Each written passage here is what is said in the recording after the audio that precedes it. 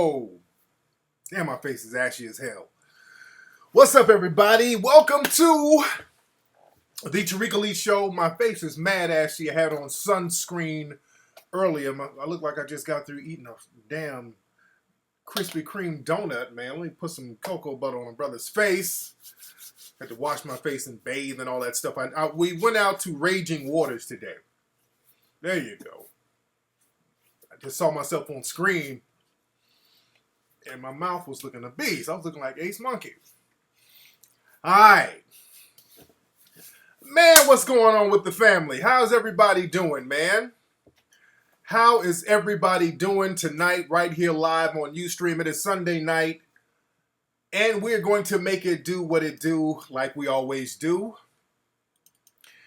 Man, I'm sorry I'm late, everybody. I went to Raging Waters. For people who know the LA area, Raging Waters, that's a water park out here in LA. And I straight lost my wallet at Raging Waters tonight. So that's why I took a little longer. I straight lost my wallet, wearing my little janky ass swimming trunks.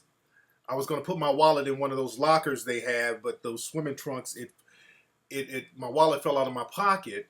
And right when I went to go find it, somebody had already swooped it up. So shout out to the people who found my wallet, who's trying to ball out, because I had like $500 cash. I had to cancel the credit cards on there. So I feel bad about that. Tomorrow I got to go to the DMV and do a whole bunch of stuff. Well, I had to renew my license anyway, but I just hate the fact that you got some people out there with my information who's balling out on that little paper. I wish they could have turned the wallet in. Yeah, they got the wallet. I felt kind of bad, but it is what it is.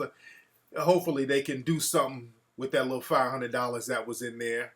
They probably trying to buy some online stuff with them cards that's been canceled.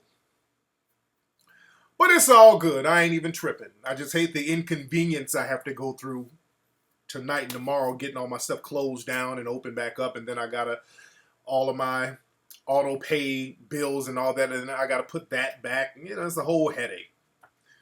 Yeah, it's all good. It's all good. So shout out to the family, whoever found the wallet. I hope y'all ate some corn dogs and all that good shit down at Raging Waters with y'all non-reporting stolen wallets ass. I hope y'all choke on the fucking bread of the hot dog you used my money to buy. But it's all good. No hate. Man, so we're here. I'm in a very good mood, even though my wallet was lost today. I'm in a great mood because Hidden Colors 3 had a phenomenal weekend. Hidden Colors 3 had a phenomenal weekend. And let me say this, first of all, before we get started. People are coming on in the room. We're going to have a heavy show tonight. We're going to really chop it up with the family. I'd like to really thank all the people who contributed on Kickstarter. I really want to give a real large thanks and a big ups and a lot of respect to you brothers and sisters who contributed and became a part of making Hidden Colors 3. You were the ones who saw the vision before everybody else. So your people are very special to me in my heart, in my spirit, and y'all saw something that a lot of people did not see. You knew the potential. You knew that it was going to be fly. Hidden Colors 3 just shut the game down. Hidden Colors 3 shut the game down. Hidden Colors 3, all of the screenings were sold out. I mean, it was standing room only in some places. All of the screenings sold out. The reviews are phenomenal. Do y'all know Hidden Colors 3 is the #1 documentary in the country right now? If you go to Amazon.com, the #1 documentary right now, go to Amazon. Hidden Colors is beating, it ain't even out yet. Hidden Colors 3 is not even out yet. They have pre-sales going on Amazon. It's going to be released July 4th. It is outselling every single documentary that's out right now. I ain't talking about black. I'm talking about all of them by the major studios. It's outselling them right now. And I hate to say I told you. I told y'all that shit was going to be hot. Who saw it? Not to brag. I told y'all that shit was going to be hot. That's why I was like kind of humble about it. People was like, tell us about Hidden Colors 3. I'm like, you got just wait till you see it. Just wait till you see it. I told y'all that was going to be hot. People love the film. It's a great film, man. It's a great, great film. What's up, Victorious? Man, much respect. And let me tell y'all something. I'm just so proud of black folks right now. I'm so proud of black folks right now because we got it out there, man. It was just, we kept it all black and we made it pop off. We kept it black unapologetically and we made it pop off. I'm so extremely proud of you brothers and sisters out there who helped make this thing pop off. All of the brothers who are the promoters. There were some promoters who came in. Jabari over in Baltimore. Muhammad, my brother Muhammad from Jacksonville. Pharaoh up in Canada.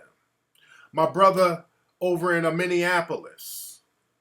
A lot of good brothers, man, came in as promoters in certain cities, help make it pop off. I take my hat off to you. You see, this is the power of us. When we get on the same page and we get an agenda, man, we're unstoppable, man.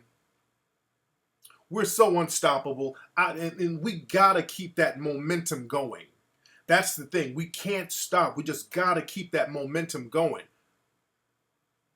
We had a great time this weekend with the screenings. I wish I could have been at some of the other cities. I just heard the energy was crazy. We had a great time out here in Beverly Hills. Who came to the Beverly Hills showing? We had a ball out here. Shout out to the brothers and sisters in Boston. Man. And I know out here, when the movie was over, the people didn't even want to leave. The people just kind of sat there for a minute. The people just sat there for a minute like, you know, the movie was just overwhelming people. People didn't know what to do. I heard, shout out to the Bay, up in the Bay in Oakland when they did the screening out there. Right after the movie, I heard the brothers and sisters up in Oakland, they started organizing right there in the theater. They didn't leave. They were like, okay, everybody, you got a business, stand up and introduce yourself. They started organizing right in the theater. They made them leave, from what I understand. From what I heard they like, oh shit, uh-oh. We got to get them the fuck up out of here. They about to start some shit. The Bay don't play. Those brothers got right on it. You give them Bay Area brothers and sisters an agenda, bam, you ain't got to tell them twice. Them brothers started organizing right there. They got up and started like, look, I own this business. Here's my card. I heard they got on stage and the whole thing. Them brothers got busy. The Bay don't play. Yeah, I heard they kicked them out fast up in the Bay. Like, oh, because that's that Black Panther energy. Them brothers start organizing too quick.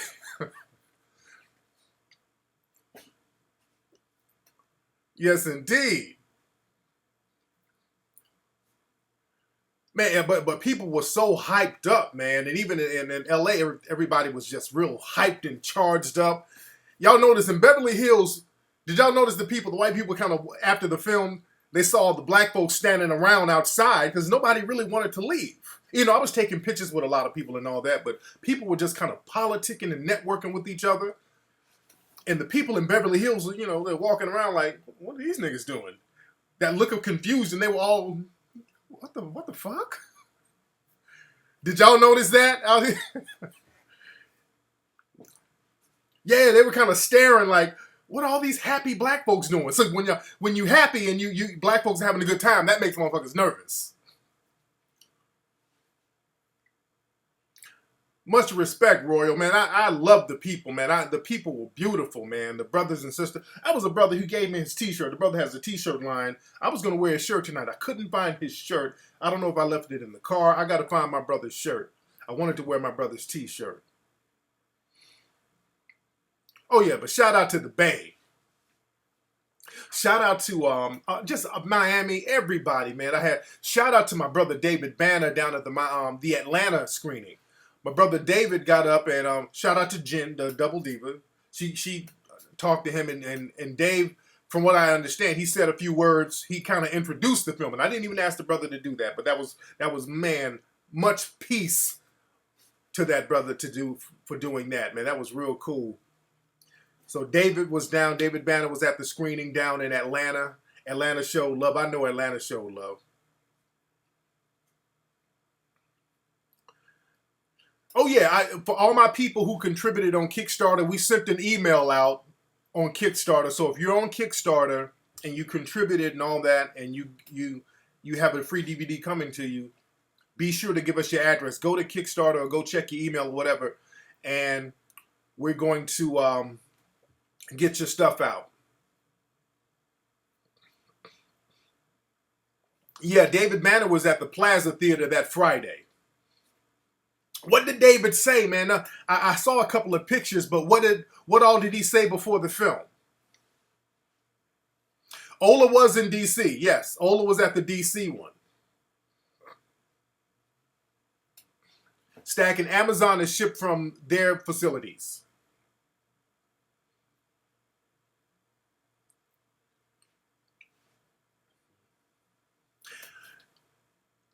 Yeah, I had the limo. Yeah, I had the limo because I had the family with me. I had my daughter with me. I had my boy Uncut and his son played a little part in the movie. Oh yeah, Brother Kaba introduced the film in New York. That was cool too. Shout out to Brother Kaba. Shout out to Brother Kaba. What did Brother Kaba say in New York? You say you're gonna bootleg the shit out of it. Okay, I know you trolling for attention, nigga.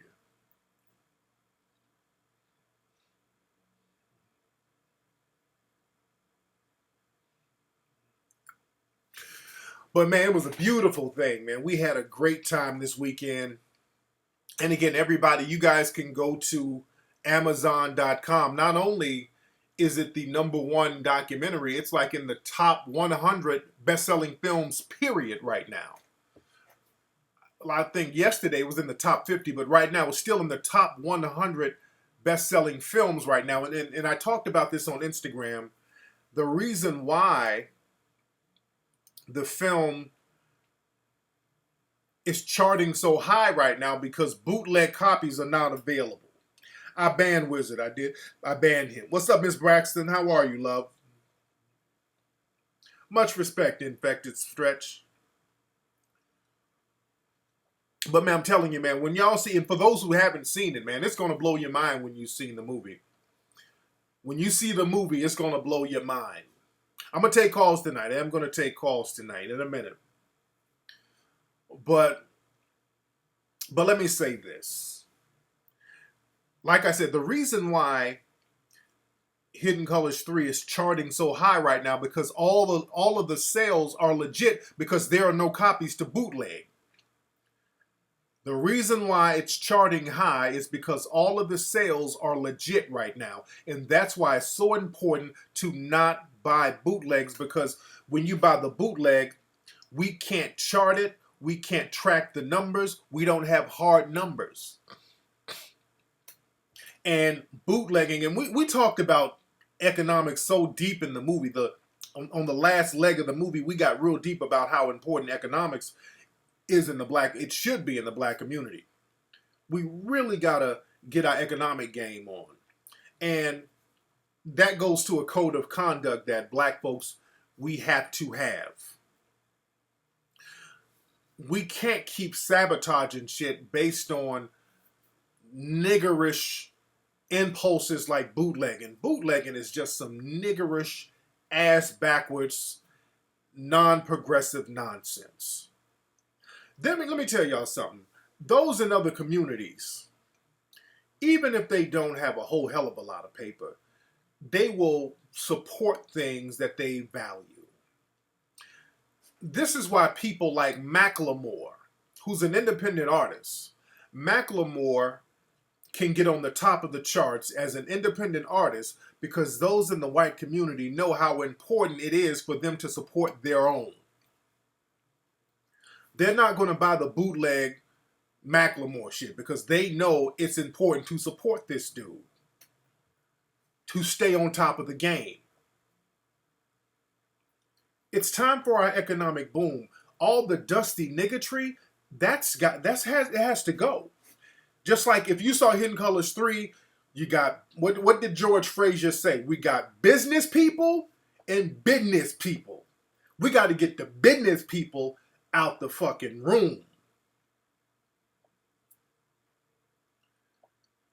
And George Frazier's a beast, by the way. He was spitting, man, everybody was spitting that hot fire. But it's important that we have the hard numbers to show how thorough a movie like this is and how people will support it. The problem is black folks, there's too many, and not all black people, but the dusty niggatry that goes on in too many black communities. You bootleg films and that takes away from the sales because you're already in a weak position. And when those in the industry and you have other investors who want to invest in a black project, the first thing they're going to see is show me the hard numbers. Show me the hard numbers. We heard your movie is doing good, but show me the numbers. And if we don't have the numbers to show because you can't track bootlegs, they're like, okay, I'm not going to invest in this. See, when niggas bootleg, y'all make it bad for the next brother trying to come up to become a filmmaker. This is why we're going to keep getting 12 Years a Slave, The Butler, The Maids, The Help. We're going to keep getting the slave movies because white money will support that.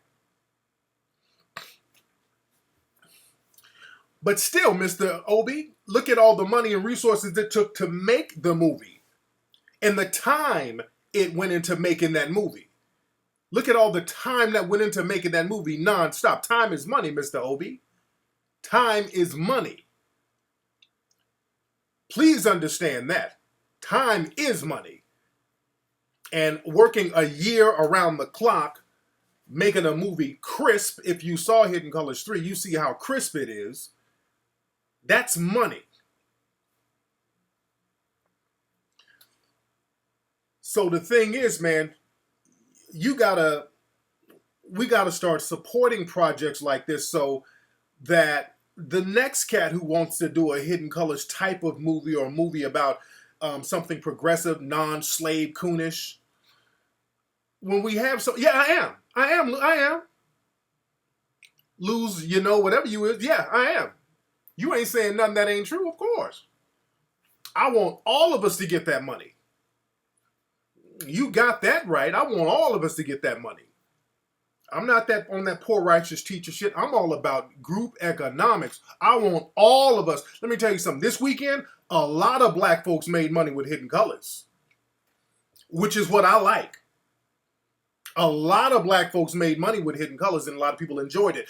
If you're going to make some money, this is what you should make money on. A lot of people made money with Hidden Colors this weekend, and I'm glad. They should. These brothers who were promoters, all of these, everybody, and it was a great thing. I heard down in Miami, the brothers, they brought in black vendors down in Miami, and they were passing out stuff and really getting their business. I love that. Yes, let's all get money together. Fuck a bootleg, though. Just a nigga out here just scamming. That ain't, no. I'm talking about we all make money as a group. Let's all get it. We need that. We need that.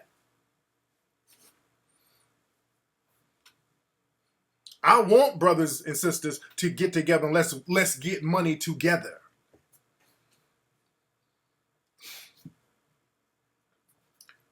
Yeah, and what happens in that whole bootlegging thing, that's that slave mentality, because the thing is, that's a dude or chick who don't value themselves. If you think you deserve some second-rate bullshit bootleg, that's how you feel about yourself. when it comes to knowledge. Now, nigga trinkets, you'll spend top dollar on that. But when it comes to some knowledge, something that's going to really uplift you and you think you deserve second rate, that's an inferiority complex that a lot of you are carrying if you're one of those I need the bootleg type. Me personally, I'm not a bootlegging type. I don't like bootleg. I don't like fake bullshit. That's me. That's just dusty to me. Just a bootleg ass copy of it. That's just me though. I've never been a bootlegging type of dude. I'm like, I want the real shit. I don't want no half ass shit fucking up my DVD player. You dig?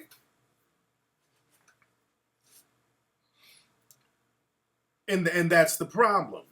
We got too much dusty niggatry going on here. And that kills a lot of movies. Let me tell you something. Y'all remember, man, a great movie that came out in the 90s, Love Jones. Love Jones was a great movie. Classic in the black community.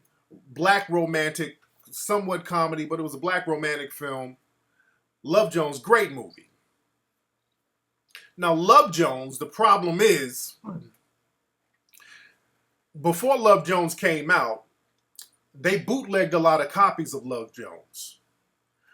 So when it came out on the screen, it only made $12 million. So it was considered a flop in Hollywood, but everybody and their mama saw Love Jones. Now they've been trying to get a sequel to Love Jones, but remember, Love Jones, it only made like $12 million. That's peanuts in the movie industry. And what contributed to that was all the bootlegging that went on. Yeah, just $12 million. It was the bootlegging that really, really hurt that movie. Your Rolo is trolling, and I'm going to get his dumb ass out of here. Yeah, I'm going to get him out of here real quickly. It's probably Trag or some goofball. But yeah, Love Jones, great movie. And the bootlegging killed that movie.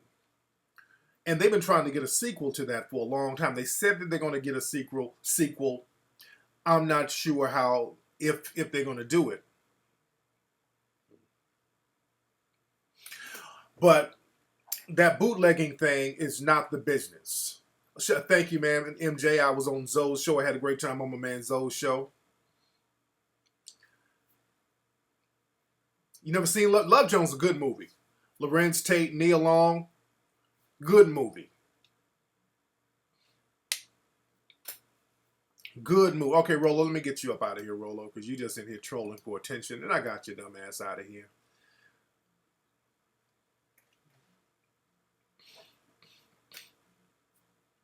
Jay, I sent those out. I've sent those out. Yeah, shout out to Roland Martin from TV1. I was on TV1. I think I was on there Wednesday. I think I was on there Wednesday or Thursday. Probably, I think I was on there Wednesday. I think I was on there Wednesday. Yeah, that soundtrack for Love Jones was the business.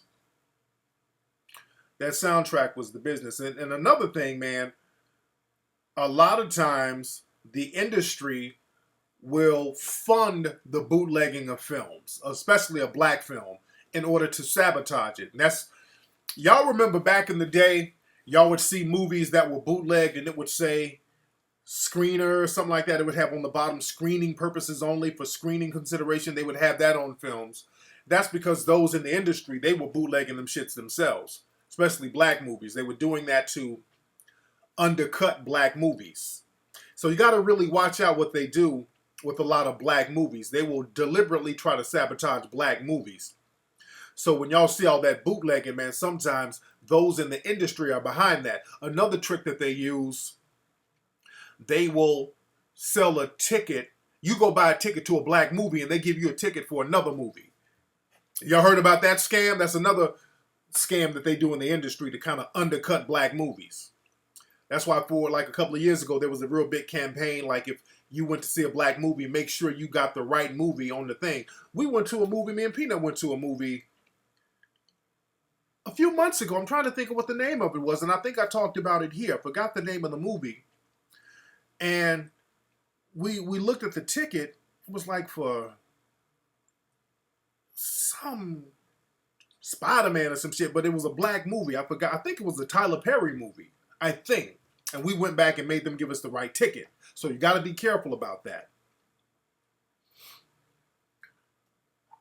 Yeah, they'll sell you the ticket to another movie, and that other movie will get all types of props.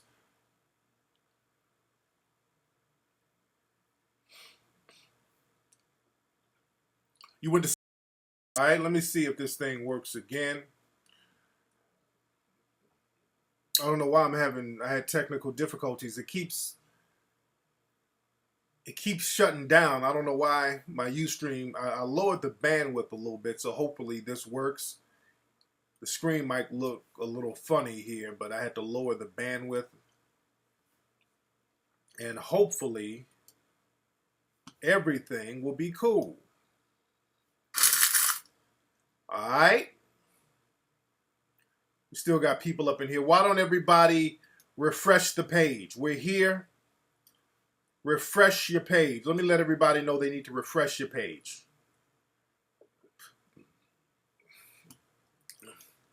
All right, let me refresh the page. We're here. Oh, let me tell people to refresh. Refresh your page. Let me let everybody know they need to refresh your page. All right. So hopefully, refresh the page. We're here. All right. So hopefully I don't lose connection. Hopefully we don't lose a connection. Hopefully we'll be fine. All right. Okay, so hopefully we won't lose connection. All right. Hopefully all right, I know the vision is a little blurry right now. I had to lower the bandwidth. Reloaded blank screen, okay. Let me see. Y'all still can't see me?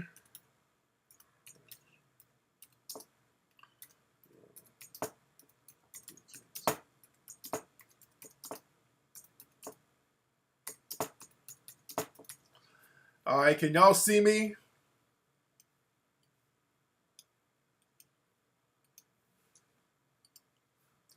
All right. Refresh your pages if you can't see me. All right, all you got to do is refresh your pages. There you go.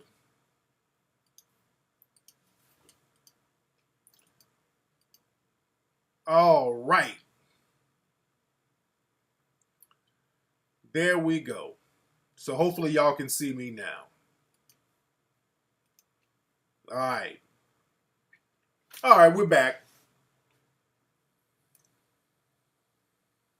All right. Yeah, shout out to my man Zoe Williams. I was on Zoe Williams' show the other day. Blonde Locks in Beverly Hills. Who is Blonde Locks?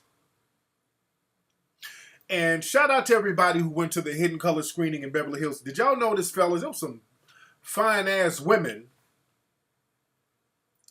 at the screening in Beverly Hills. There were some fine-ass women up at that screening in Beverly Hills. Something very attractive about an intelligent woman. Women who are intelligent, women who want to expand their intelligence. Something very sexy about that.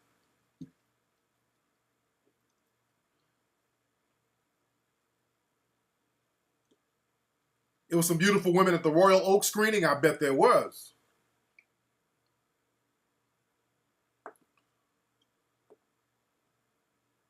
Yes, indeed. I can imagine the New York one too. Smart women are very sexy. That's why, Lou, you still in here, dude? Tonelli, you say that would be you? But there's something, let me say this, something very sexy about a real intelligent woman who's feminine. It's very important to be feminine. That's why a lot of cats were hitting me up because we had a sister in Hidden Colors 3 named Joy DeGrew. Joy DeGrew was spitting that hot fire. Now, Joy DeGruy is an older sister. She's in her late 50s. Joy DeGruy is almost 60 years old, but there's something very sexy about Joy DeGruy. And I say that respectfully. I'm not saying that to try to objectify that sister, but a lot of cats have hit me up like, man, something real sexy about Joy DeGruy. What is it? There's something, a lot of cats were hitting me up about that. And Joy DeGruy is an old, a seasoned sister. Very, very sexy woman. And I say that respectfully. The reason why, because even talking to her, I was thinking the same thing. I'm like, God damn, because she's real feminine. That's the thing. A feminine woman who's very intelligent is some sexy shit. That's mad sexy. Michelle Alexander too. Very sexy. I say that respectfully.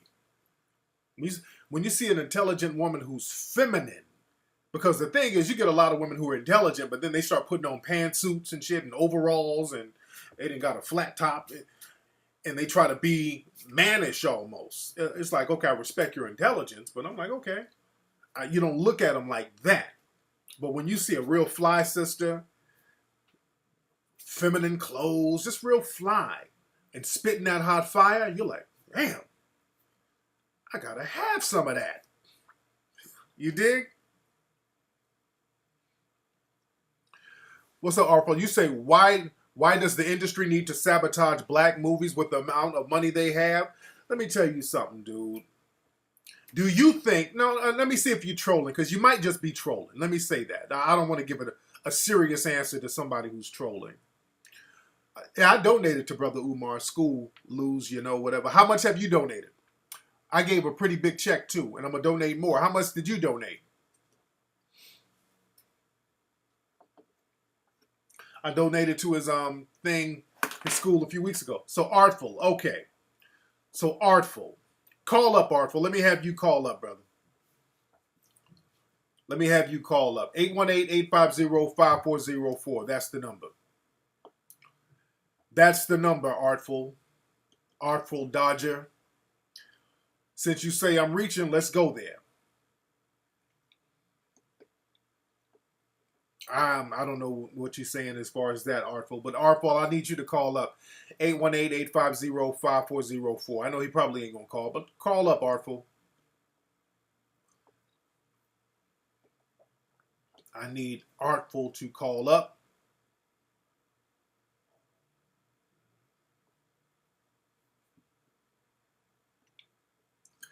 Where you at, Artful? I don't see or hear you.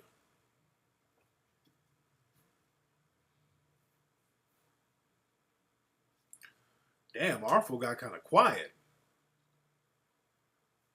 Let's see if this is Artful. Hello, who's calling?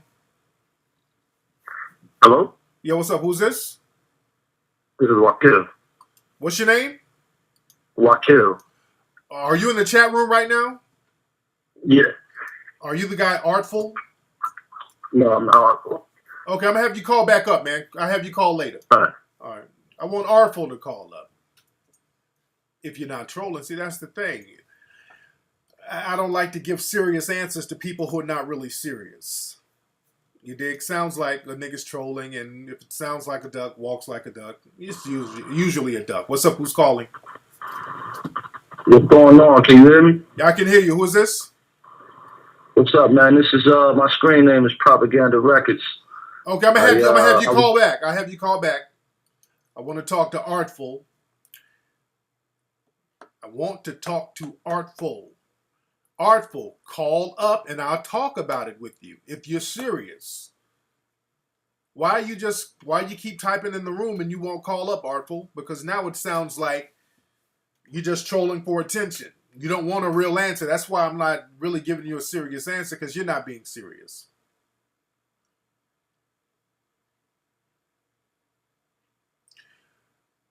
Where you at, Artful?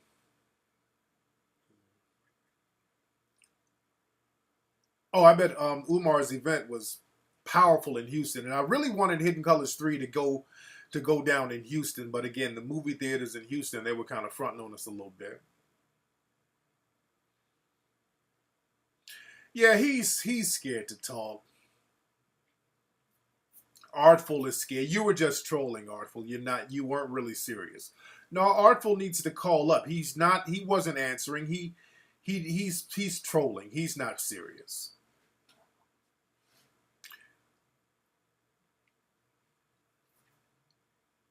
No, because I wanted to go into it, and he's not serious. That's what's up, Andre. Much respect to that. And that's the thing. We got too much attention whoring going on with niggas out here. That's the problem. A lot of attention whoring going on with niggas out here. But again, everybody go to Amazon right now, pre-order the DVD. Hidden Colors 3 is the #1 documentary right now. The reviews are phenomenal. And again, we got to get into a position where we have a code.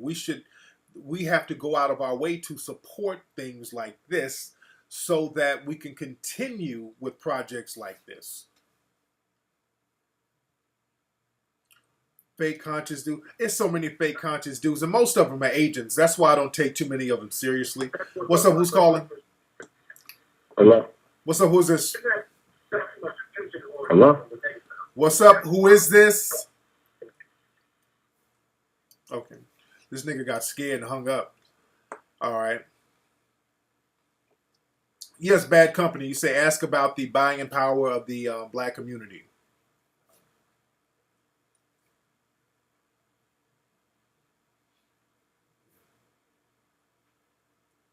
Nikki just went in on Iggy. What did Nikki say about Iggy?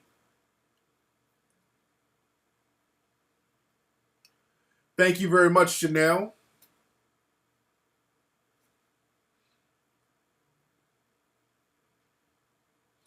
I know niggas getting all scared. Y'all stop being scared. Let's chop it up.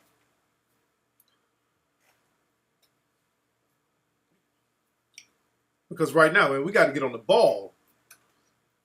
Playtime is over. Dustiness is over. We have no time for that right now. We have no time for that. Because things are getting real bad for black folks out here. Have y'all heard, and I talked about this on this week's show, but around the country, you got these white dudes, white supremacists, going around black neighborhoods or planning to go into black neighborhoods with guns. You know, they're doing these test runs out here. So it's about to get real serious out here for black folks right now. It's about to get real serious. And all of our issues can be traced back to economics.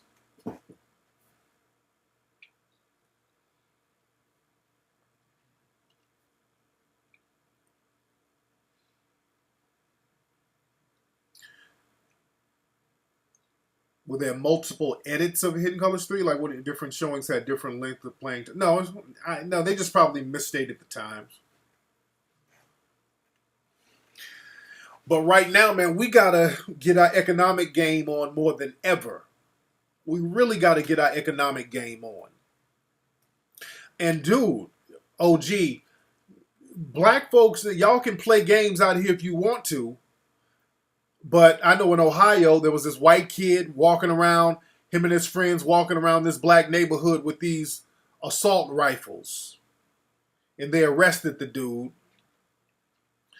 Down in Texas, they still plan on going to some of the black neighborhoods, and they're doing it. They're going to act like they're doing some kind of food drive or whatever. They're doing a test run to see what will happen to them. So when shit goes down, they go into the neighborhood to fill you out. They're prepping the neighborhood. They're going to see, okay, these niggas ain't going to do nothing. Now we can go in here and get real busy, because they're anticipating if there's some type of breakdown in the government, they're going to be ready. They're going to be ready. So we got to be financially prepared. And we go into this in Hidden Colors 3, dude. We give real specific solutions here. We got to start being about circulating our paper. Oh yeah, you heard about that H-Town? Yeah, you down in H-Town, you know the whole game. Yeah, they were talking about they're going to do a food drive. That's such a crock of bullshit. That's such a crock of bullshit. I need to get down there to Houston. I need to get back down there. and really chop it up. I know my brother Umar was down there, but Houston, they testing brothers out down there. And I really wish I could have gotten Hidden Colors in the theaters down there.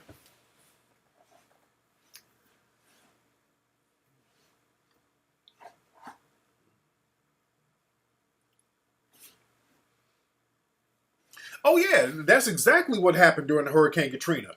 If there's ever a disaster or whatever, those militia groups are prepared. They come out of nowhere, picking black folks off, shooting you down in the streets, and all they have to do is just say one thing. They got to call you one thing. You were a looter. That's all they have to do. They blow your brains out. All they have to do is say, I had to shoot him because he was a looter. Looter means black person. There was open season on black folks down there in Louisiana during Hurricane Katrina. It was open season. Those militia groups they were praying for some shit like that to happen. It was hunting season down there.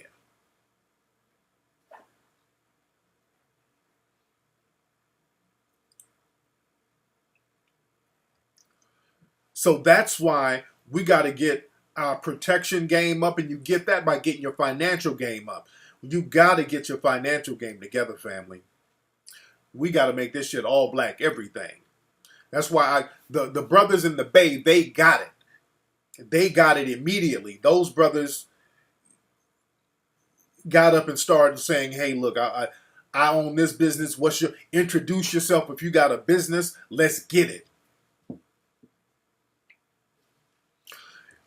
You said, if they want a race war, should we give them one? Now, I want y'all to read what Jay De Niro said. Jay said, Flex, if they want a race war, should we give them one? Jay De Niro, I got news for you. The race war has been on. Guess what? You're losing. The race war has been on, Jay. The race war has been on. You're losing.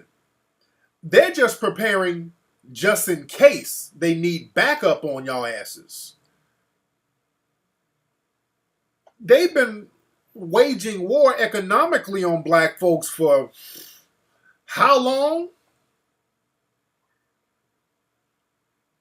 Look around the country, bruh. Look at what's going on in Detroit. Look at what's going on. They're waging war now. They're waging an economic war on black folks. Look at the gentrification. Look at Harlem. When I'm telling y'all shit about the knockout game, y'all want to take it lightly. I'm like, hey, man, y'all need to check people on this knockout game. This is a con, dude. They're waging war on us. He said, what do we do? Let me say it again. Get your economic game together. Get your economics together. Cats keep saying, what should we do? We keep telling you what to do.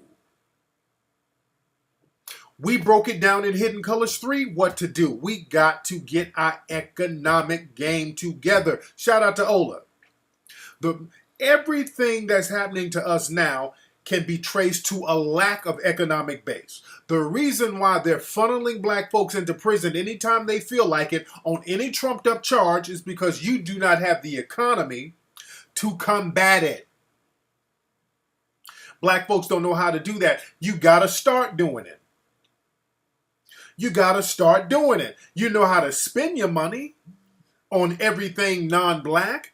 You got to circulate your money with other black folks. We got to create an economic base. We got to support black businesses. We got to start black businesses. Everything has to be on that all black shit, brother. Cats want to duck and dodge and all that. I don't want to hear about we can't create an economic base, but a nigga will line up in the cold, in the rain for some damn Jordans, for the Nikes. A chick will not eat for a week in order to get a Remy weave from the Asian store. You go in there with your stomach growling, getting that weave sewn on your head that costs $1,000. I'm not trying to hear that. Black folks are just so used to buying nigger trinkets with their money. Lou, you're trolling, dude. And now you sound like a white supremacist. And I thought I banned you. I thought I banned you, Lou. And I'm going to ban you again. You must have that anti-ban software that pervs like yourself get.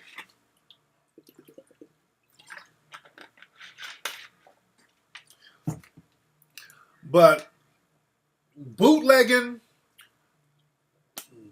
there's no justification to bootlegging any black film, not just Hidden Colors, any black film. When these fake Hotep niggas talking about they're bootlegging it, acting like they're Robin Hood, well, we bootlegging it because we need to share the knowledge. No, you don't. Why share the knowledge? What are you sharing the knowledge for? You ain't gonna do anything with the knowledge. Why would you share the knowledge and you ain't gonna do nothing with the knowledge? Really, if you got a bootleg copy of Hidden Colors because somebody needs to share the knowledge, what you gonna do with the knowledge realistically? You ain't gonna do nothing with the knowledge. If you can't even discipline yourself, you're not gonna discipline yourself to get out there and build nothing. You can't even discipline yourself to not buy a bootleg DVD. You can't even discipline yourself that much.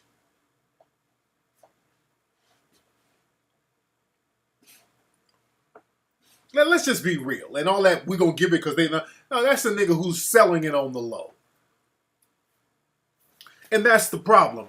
Dusty niggas in the neighborhood. And I'm putting that on black males. And because the thing is, the women will follow the dudes. Women will get it together. Women will support something that they believe in before dudes will, unfortunately. And I say unfortunately because dudes should be the leaders in that respect. Dudes should be the leaders in that respect.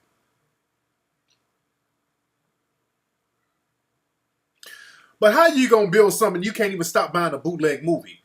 That again goes to that slave mentality. You know what slave owners and racial scientists used to say when they would make all these crazy analysis of black people? And again, they would create the Negro mindset. And one thing that I read a long time ago that some of those pseudo scientists back in the day, these white supremacists, when they were trying to create scientific racism, one thing that they said about black folks, they said, and this is something that they created because, again, they created, the Negro mind was created by the white supremacists. Not Carl Linnaeus, but it was another cat.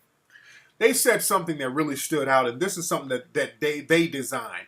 They said the Negro is impulsive. He's more impulsive than others. The Negro cannot hold off instant gratification long enough to achieve long-term goals. This is something that the white supremacists wrote about blacks, and they would write this in books about black people, that black people cannot delay instant gratification long enough to achieve long-term goals. Now, this was designed by the white supremacists. The white supremacists created that mindset because that's the mentality of a person who's a slave. A person who's a slave, that's social engineering. If you're on a plantation and you really have no future, your future is being on the plantation. You're not going to get off. You're going to be a slave for life. So everything on that plantation becomes instant gratification. How can I become gratified now? Everything I need to do, I need to be satisfied now. Massa gave me some nigger trinkets. I'm going to value those nigger trinkets. If I can eat me a piece of chicken, I'm going to put value on eating that one piece of chicken. If I can tell on somebody who's about to escape, because I ain't going nowhere, I'll do that. Just instant gratification.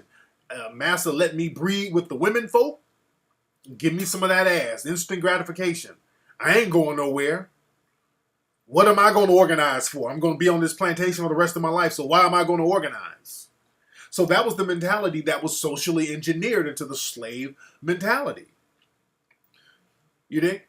And what's funny, they would criticized blacks for that afterwards, trying to justify creating racial policies. But the mentality of instant gratification is a slave mentality that the white supremacists designed. And unfortunately, that slave mentality is still here. When I was in jail a long time ago, don't ask why, and I talked about jail before. I was in jail a long time ago. I wasn't in that long. But I had some money on my commissary. I bought a whole bunch of stuff because I was going to be in there for a couple of weeks. And I had a bunkmate. He was a crackhead. And, they caught him for crack, whatever. So I bought me a whole bunch of food that was going to last me because, the food in jail is garbage. So I stocked up on a whole bunch of food. So I had, an abundance of food in my cell. So I'm chilling and the crackhead looking at me with all my food, with the crackhead sad eyes. So I said, okay.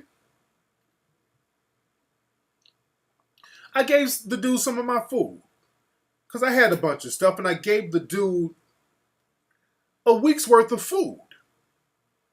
Here, man, I'm not tripping. I ain't starving, here. I gave the man a week's worth of food. So I gave him some of the food that was supposed to last him a week. Do you know this nigga ate every drop of the food right then and there? He ate every bit of it. He didn't sell it. No, this nigga ate every bit of it. He ate a week's worth of food in 20 minutes.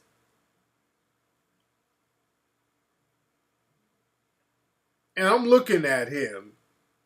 And the next day, I'm, chilling, eating my food, and he's giving me the sad crackhead eyes. I'm like, get the fuck out of my face. I don't want them sad eyes, my nigga. Get the fuck out of my face. And the point is, this dude couldn't even delay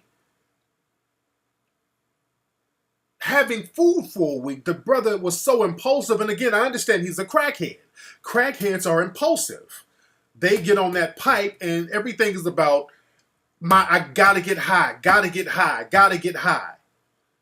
I gotta get instant gratification. So that's probably why he was in jail doing something to get some bullshit instant gratification high. So the food was a substitute for crack. The food made him feel good. And the dude just couldn't save the food. He had to eat all, and it couldn't have been hunger. He couldn't have been that hungry to eat a week's worth of food in 20 fucking minutes. So it was psychological. It was psychological. And again, he looked at me for a week trying to give me them sad crackhead eyes. Them little crackheads, they be giving you the sad eyes and they be humming and shit. I'm eating food all week. I'm living it up. I'm good. He's looking at me on the side of the bed. And we get up, we fall down, and I'm like, man, if you don't turn your ass around and go read a book or some shit, I'm not giving you nothing else. The fuck out of here.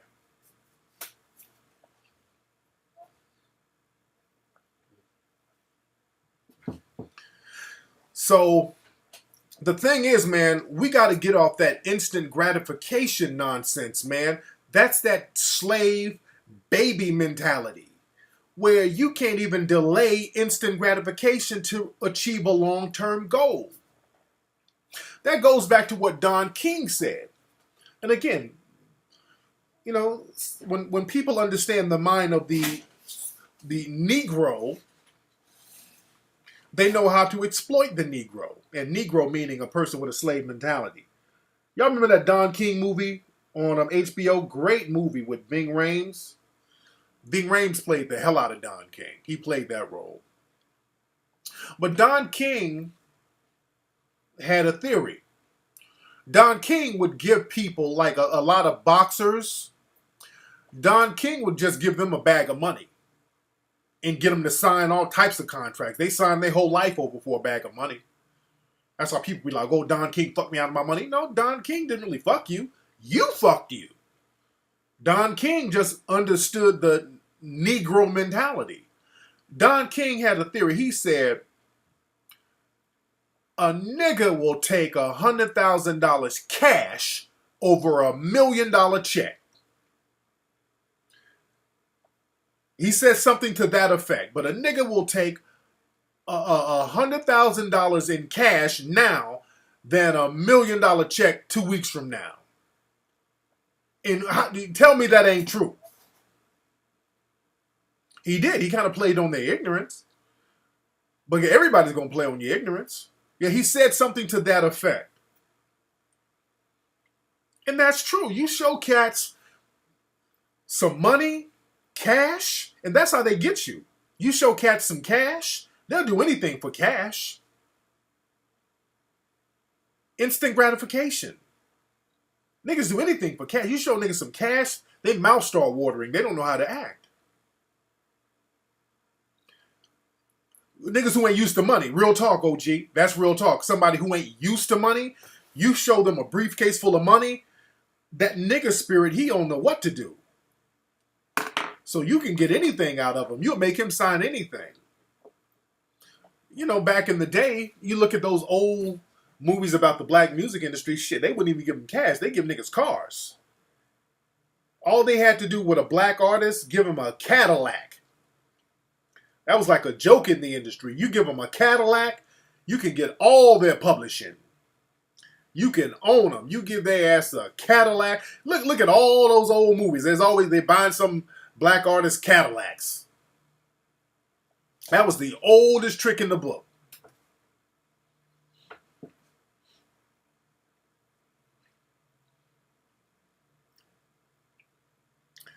Any tips on fighting instant gratification? Just understand, man, life is about chess, not checkers.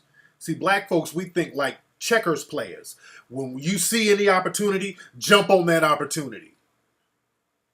You dig what I'm saying? That's not how you do it, man. Sometimes you got to look at all the angles.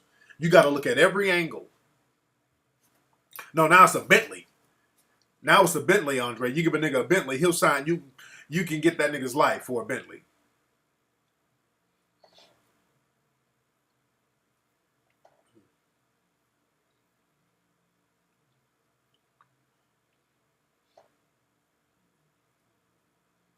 Yeah, you fast and all that stuff. Yeah.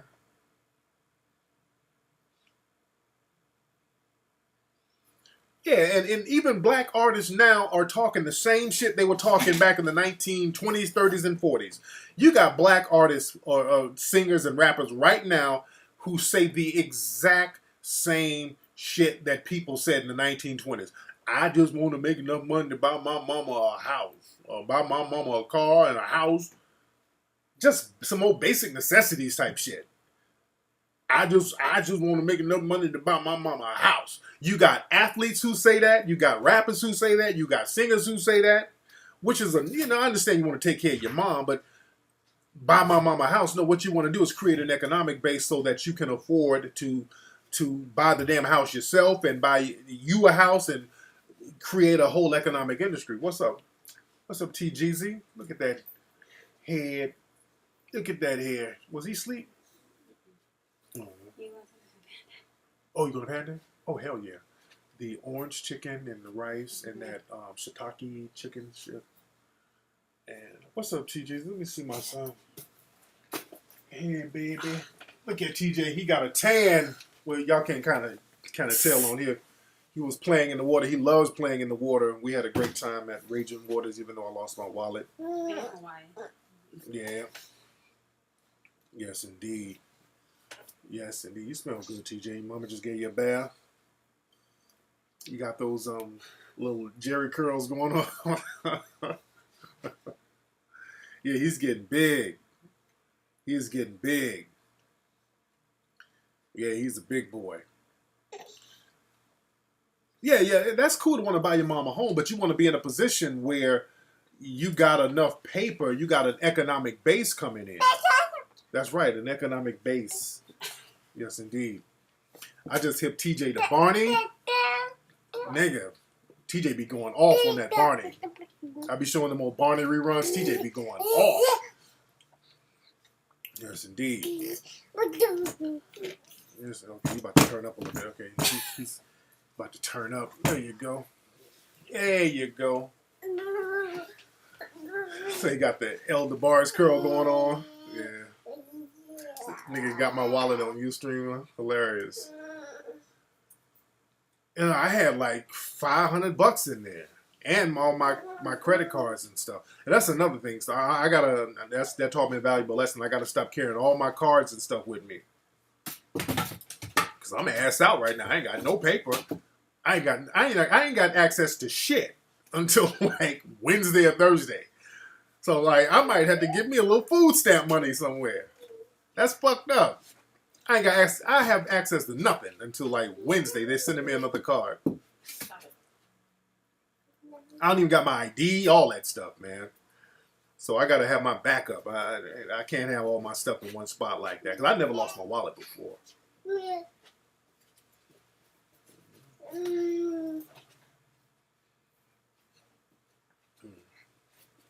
Yeah, I lost my wallet at Raging Waters. I was at this water park.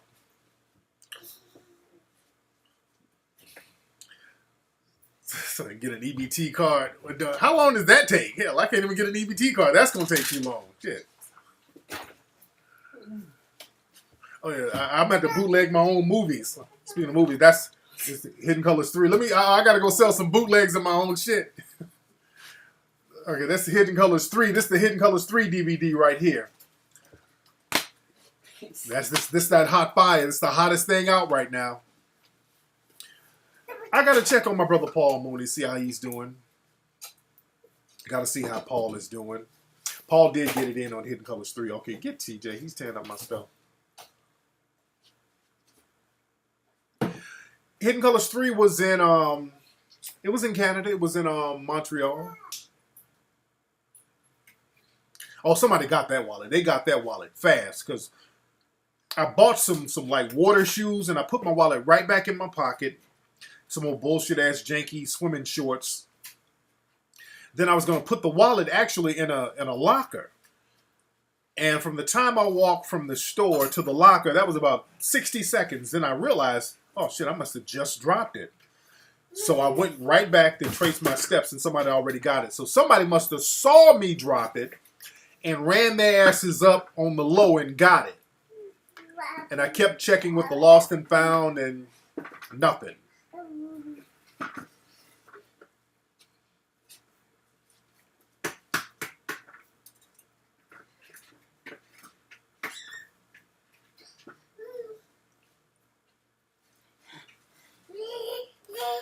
I don't know, Magic. I don't know yet.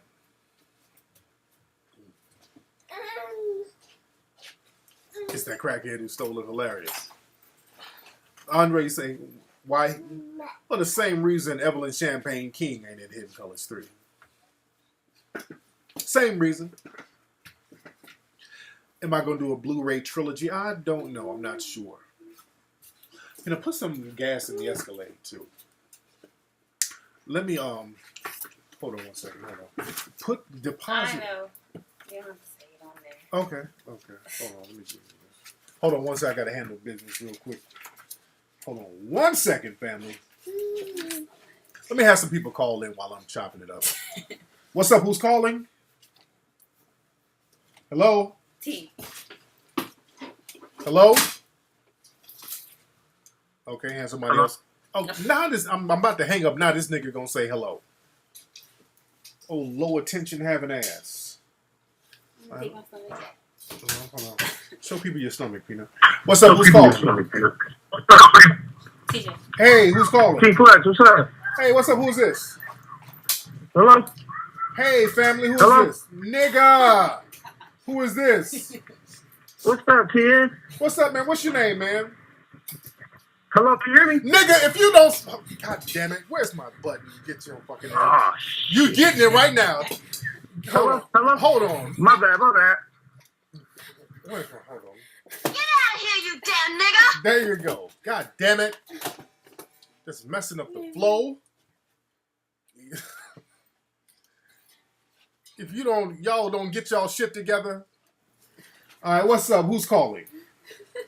Hey, what's up, Tariq? Hey, man, what's going on, fam? Hello? Can you hear me, man? What's up, man? Quan. What's your name? Yes. Oh, God. Quan. Is this the crackhead I was in jail with years ago? Because all you motherfuckers... All right, what's your name is Quan? Okay, what's your name, man? Sign your name right on the back. Quan. You ain't that? All right, what's on your name, Quan? What's on your mind, Quan? Just havoc going on around this Oh, man, I had a little relationship dilemma. Okay, what's going on with your relationship? Let's take it with you. What's going on in your relationship? It's just havoc and mayhem. Y'all crazy around this motherfucker. I don't know what to do. All right, so what's going on in your relationship? Well, me and my ex broke like a few weeks ago. God damn, nigga, are you riding a train through a tunnel? Oh, man, what kind of phones are you niggas having? Dude, are you calling from a time machine?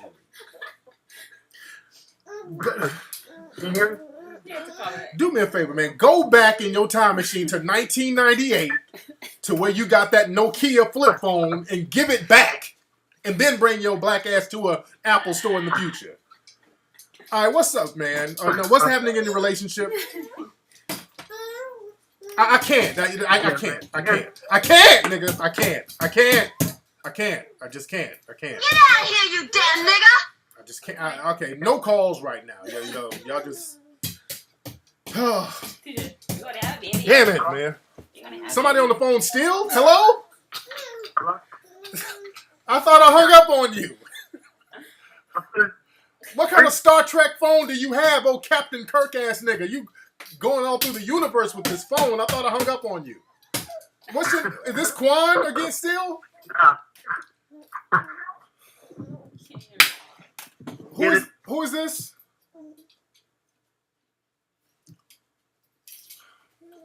Hello? Yeah. Nigga, did you smuggle a phone in jail and you just got bad reception down there in solitary confinement? I gotta go. I can't talk no more, man. I gotta let you go. Damn. Okay. I'm sorry, family. I'm sorry. God. I'm hanging up on dudes. They coming back. Like the damn fucked up phone Terminator. Just can't get rid of niggas. Man. Okay. Yeah, I'm still kind of stressed from losing all my paper like that. You know, I'm assed out right now. I'm assed out for a couple of days, so I'm feeling a certain way. These niggas ain't making it better. Okay. All right. Look, I would do another phone call. I can't. Y'all killing my vibe right now. Hold on, one more call. Y'all work with me, brother. Walk with me on a journey, brother. Hello? Yeah, King Floyd, my bad. Yeah, my phone was tripping. Is this Quan again? Nah, this the dude who called right before that. Oh, okay. What's your name? My name D, Derek. Derek, okay, Derek. Sacramento. Okay, Derek from Sacramento. Okay, so Derek, what's on your mind, my friend? Yeah, so, I went to go see Hidden Colors 3 in Oakland. Yes, sir. Great movie. Beautiful. Crowd loved it. Thank you so much, it was jumping in there. But, so tell me why, I don't know if you heard about this yet, but right after the movie was over, like some of the folks that went up there to the front and was like, yeah, hold on, everybody. We trying to, get the snowball going. Let's start giving out emails and address and start clicking up. You feel me what I'm saying? Yeah, I heard that. I heard they were doing that. Next thing you know, one of the white workers comes in and is like, oh yeah, you guys can't do that right here. Yeah, I heard they made them I was like, what? Yeah, I heard they made them get up out of there real quick. I heard they made the brothers and sisters get up out of there real quick. Yeah, man, we was in there chopping it up, trying to get the snowball going, trying to get some exchange phone numbers and emails and talk business, and they gonna just shoot us up out of there hella fast. Yeah, man, I heard about that, man, and that was very unfortunate. But anyway, thanks for the call, D. All right, let me get D off here. Thank you, D, because it's taking a minute for D to get all his information out. But yeah, I heard about that. Brothers in the Bay were really trying to get everything organized. And they got them up out of there real fast. But I love the spirit of the brothers and sisters up there. Ah, man. Man. Y'all killing me tonight. Oh, God. Shout out to D. Boy, y'all wearing me out with these calls, man. Y'all killing me with these phones. But again, I have to say, I'd like to thank everybody who was a part of Hidden Colors 3 and everybody who made it a huge success this week. And right now, like I said, Hidden Colors 3 on Amazon, you can buy the pre-order. It's the #1 documentary right now on Amazon. It's the #1 documentary on Amazon. I'm looking at it now. And you guys can pre-order it. It's going to be released July 4th, this Friday. It's huge bestseller right now. It's killing the game. When you see it, it's going to blow your mind, family. I'm telling you, it's going to blow your mind. Why didn't I put Claude Anderson in it? Well, we couldn't get in touch with him on this one. He might be, when we do Hidden Colors 4, we'll probably have him on there. But, you know, normally when people say, how come you have this person, that person? I'm like, well, the same reason we didn't have Todd Bridges in there. We just didn't think about it. There's a lot of folks we didn't have in there that we could have had in there. Cats kill me. They like, how come you didn't have Leonard Jeffries in there? I'm like, the same reason I didn't have goddamn Gregory Abbott or Kashif. Or there's a million people we didn't have in there. Damn. Wasn't a reason why we didn't. We just didn't. That kills me when niggas name some random people. How come Lionel Richie ain't in Hidden Colors 3? What? Niggas be asked. That's such a dumbass question. It's kind of a dumb question. There's a lot of people we didn't have in there. You dig what I'm saying? How come Smokey Robinson ain't in Hidden Colors 3? He just ain't in it. Yeah, I got to get up there to the Bay, man. Yeah, I got to get on up there to the Bay. I got to get up there to the Bay. Nina, you asking me if I contributed to Dr. Umar's school? Yes, I did. Yes, I did contribute. I sent a nice size check up there, and I want to send some more up there. I want to see what else is going on, but I contributed. Yeah, it's nothing personal. Just I didn't. Nina, okay, Nina, now you're trolling. Nina, stop doing that, sweetheart. Nina, stop doing that.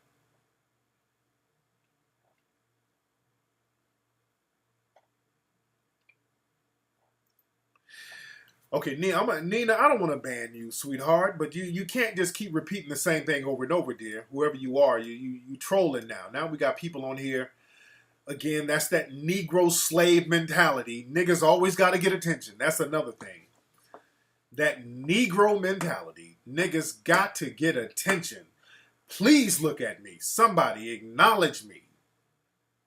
I want to make noise so I can be seen. Please look at me. Please acknowledge who I am.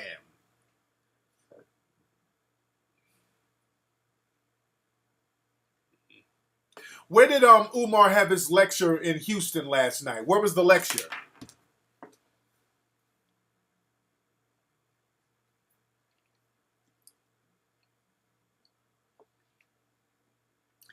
But yeah, I got to get out there. I got to get on the road too. I do want to get back on the road.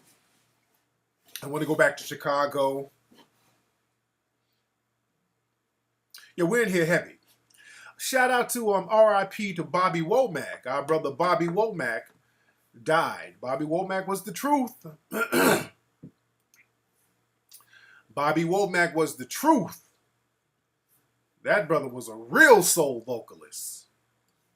We lost brother Bobby Womack. Shout out to brother Bobby.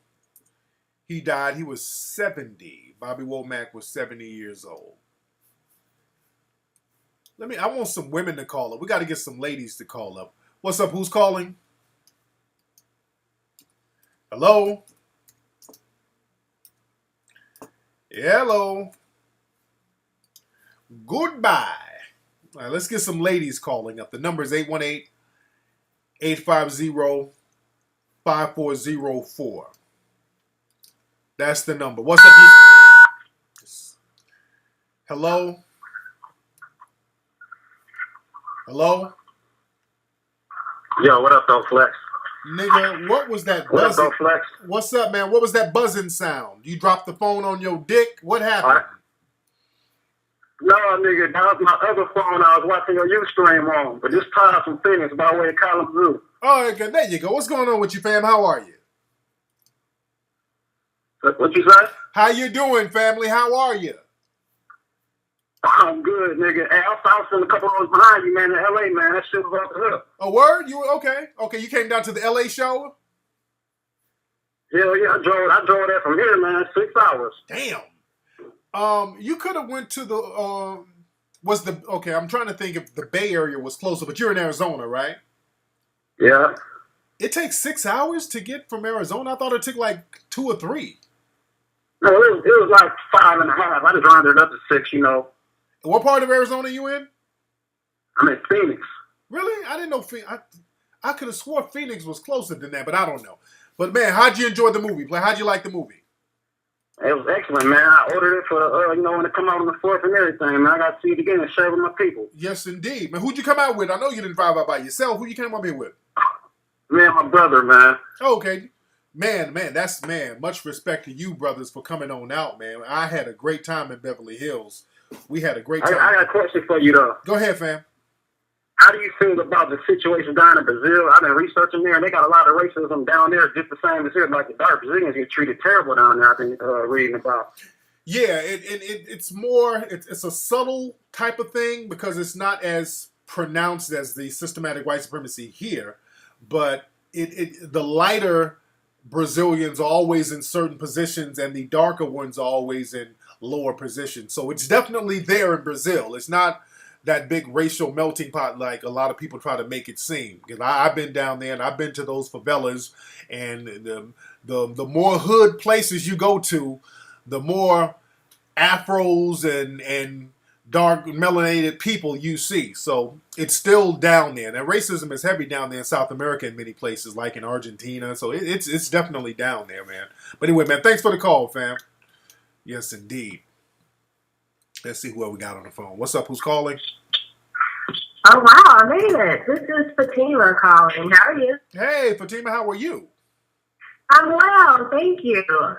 Okay, so I'm sorry, I'm a little nervous because I never did this before, but I just want to thank you for your movie. Hidden Color 3 was awesome in Jacksonville. I took my dad out there. Yes. And he loved it. Oh, perfect. And what I kind of noticed when I was there, basically what theater we were in, who was behind the scenes running it. And it was just ironic that when we got to the solutions part of the movie, it started to mess up. It started to mess up a lot. And really? At one point it just stopped. So, people are now kind of mad, like, oh, really? Really? Now y'all can cut it off, So did they start it back? I didn't know that. That happened at the Plaza? That happened at the Ritz in Jacksonville, yeah. Oh, okay. You're okay.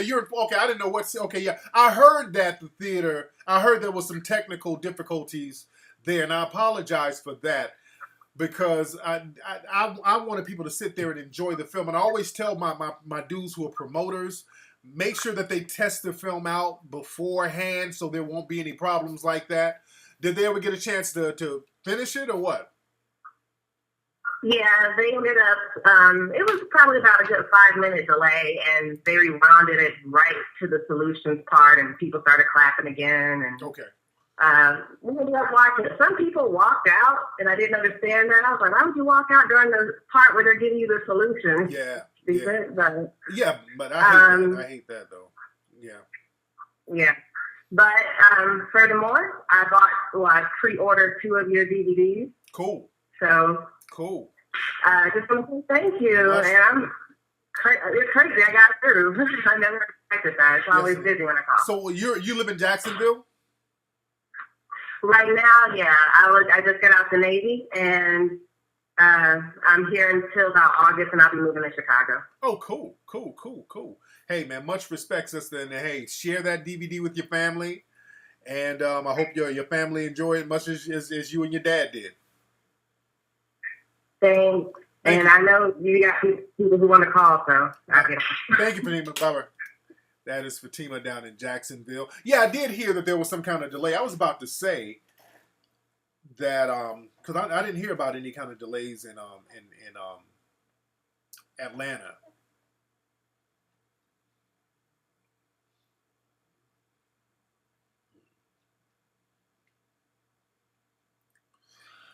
But yeah, man, you guys are going to love when y'all see Hidden Colors 3. You guys are going to really, really enjoy it. You guys are going to really enjoy it. And again, y'all go to Hidden Colors. We're going to have it available on hiddencolorsfilm.com as well. But go to Amazon and get that. What's up, Harlem? I see you, player. And don't forget, hold on, man. Man, it's time to step that shoe game up. We got the brand new Tariq Elite. We call them the Flex Step boots. Fam, you got to get the brand new Tariq Elite boots. You get these at TariqElite.com. These babies are fly. These are fly. The Flex Step boots, man. Feels like you're walking on air. Genuine leather. I'm telling you, man, we're going to keep it all black everything. Ooh, kill them. These babies are fly. I got some television stuff I'm going to be doing. I'm going to be rocking these. Go to TariqElite.com. Get these now. The boots are here, baby. The boots are here. Hot fire. I'm telling y'all, dude. We were debuting these overseas. They were losing their minds over these joints. Off the chain, dude. They're real fly. Get them at TariqElite.com. This is what I'm saying, family. All black everything. We got to start getting our own stuff. When I say get our own shit popping, I mean get our own stuff popping. Stop supporting these businesses that straight shit on black folks. These are better than Timbs. These are better than Timbs. They're better than Timbs. Higher quality than Timbs. You dig? Higher quality than Timbs. And when was the last time Timberland, the shoe company, really gave props to black folks? You dig? And that's another thing. A lot of times we support these organizations and these clothing companies, and they make they shit on black folks. Some of these clothing companies straight shit on black folks. Y'all remember in Hidden Colors 3 what Nas said about Tommy Hilfiger? Y'all remember black folks were hell on Tommy Hill. Black folks, Tommy Hilfiger was like a slave master to niggas. Y'all remember what Nas said about Tommy Hilfiger in Hidden Colors 3? You dig? So you can get those at TariqElite.com. Louis Vuitton owner said something really racist. Dude, a lot of Timberland, those companies, they let it be known. They're not catering to the black audience. They don't want their brand to be associated with nothing black.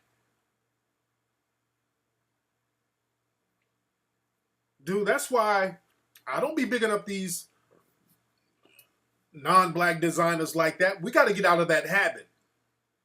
Black folks, we got to get out of that habit of bigging up these non-black designers as if we getting some kind of shine. We got to cut that out. That's why I'm glad that a lot of brothers started creating their own drinks. Even though I don't drink, I'm glad dudes stopped talking about Cristal and all that when Cristal was straight shitting on black folks.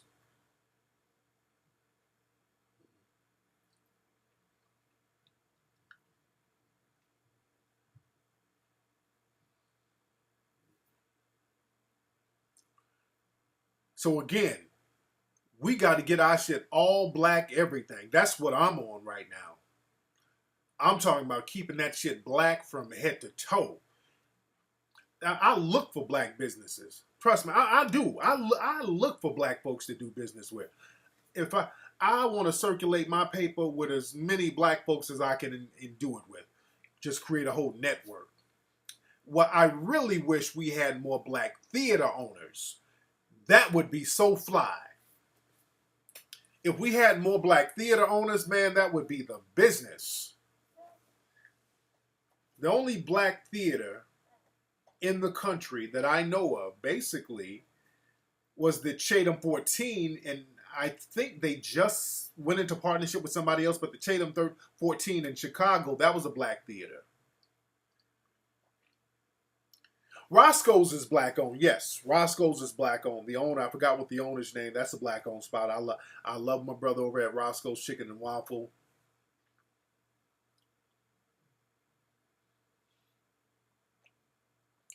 But the Magic Johnson Theater is like a subsidiary of Lowe's Theater, something, ain't it? Magic sold his company, like to AMC or something like that.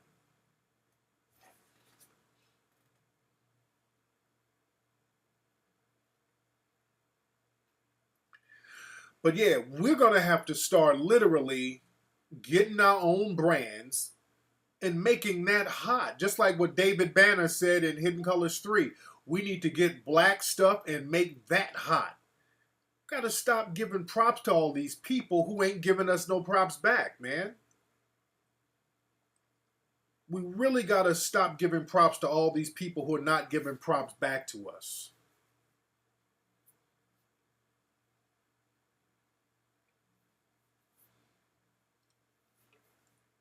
Oh, that's a good resource right there, Beautiful Brown. Great resource right there. Ramo Mart, I haven't heard of that, brother. I haven't heard of that. He said, why brothers always selling their businesses? And that's very important. We got to stop selling a lot of our businesses. We got to stop selling a lot of our businesses and really keep it going.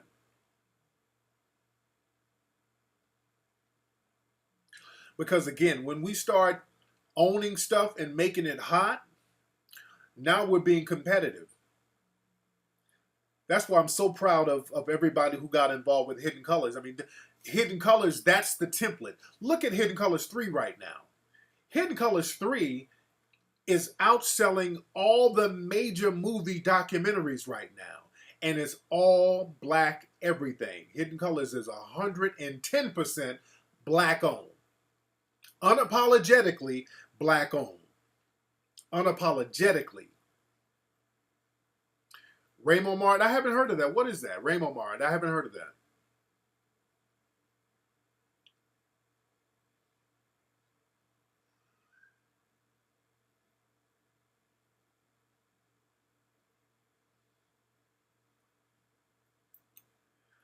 So that's why, like with the Hidden Colors franchise, I'm going to keep that as long as possible.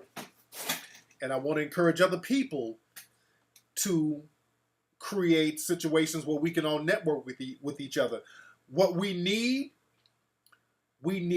black owned theaters. We need black venues, not just for the screenings, but for also lectures, so we can do things at black owned venues. And I might even start that. I'm trying to see how I can do it, because there's a thing where a lot of times they won't let filmmakers own venues because it's like a monopoly type of thing. But I want to see what I can do. I've been thinking about this real heavily, about opening up a theater or like a stage venue somewhere around the country, so we can get black films in there. Just do it old school. Just go old school with it, and encourage other black filmmakers to get shit popping. And again, I want to let Hidden Colors serve as the template for that.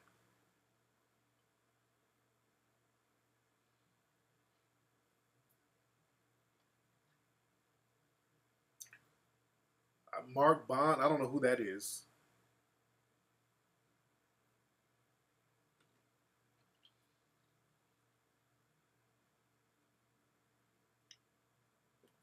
That's a good idea too.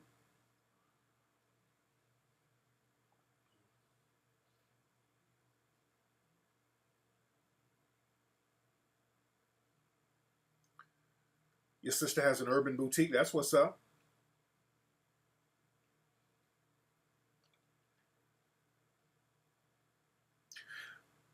Where am I? Still Egyptian based. Okay, I got to check that out.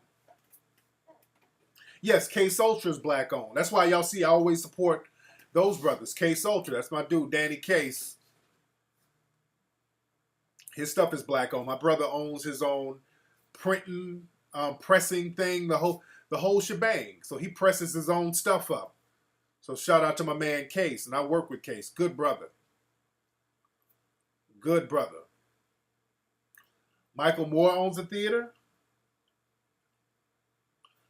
I was thinking about how to do that, doing a narrative based on Mansa Musa.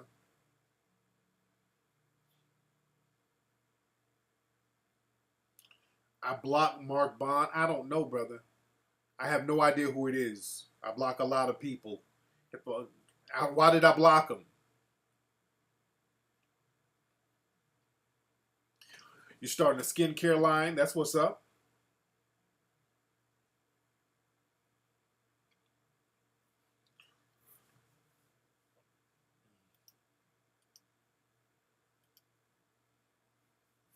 Okay, that link don't work. I hate when people send me a link that don't work. That link don't work. He said, we need to make Africa feel proud again. Let me tell you something. Africa needs to reach out, though. We need to get Africa reaching out. He said, we need to make Africa proud. But the thing is, and I think with Hidden Colors 4, I really want to talk about what's really going on in Africa. I really want to go deep into that. There's a lot of ideas I have for Hidden Colors 4. I'm already on that Hidden Colors 4 tip right now because Hidden Colors 3 is popping. And I'm so hyped.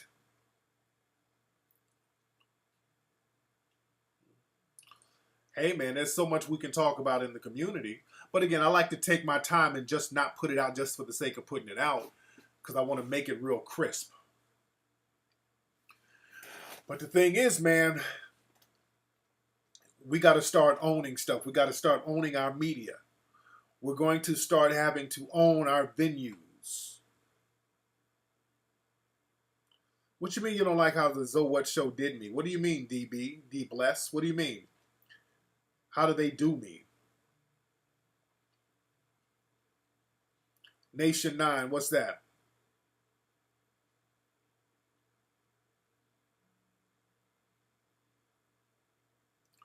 That's real talk. We talked about that in Hidden Colors 3. We've got to upgrade the level of the building in the stores. We can't, just like Brother George Frazier said, we got to step our game up. We can't have no bullshit, janky businesses out here and being like, hey, support me because I'm black and everything is raggedy. No. Brother George Frazier, if you look at Hidden Colors 3, he broke it down. The problem is, cats will throw up some bullshit and say, hey, I'm black owned, support me. I'm like, no. You got to be competitive. You got to be competitive.